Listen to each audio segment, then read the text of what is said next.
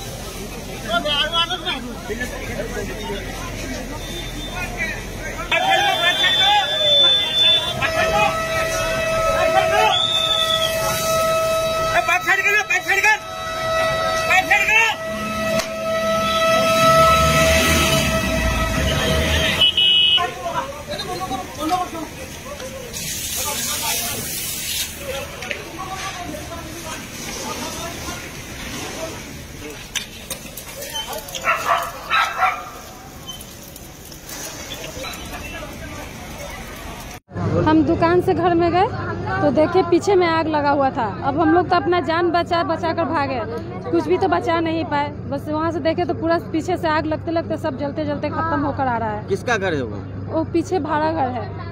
मैं हम लोग का बगल में जो रहते हैं उनके पीछे भाड़ा घर में। किसका मालिक कौन है?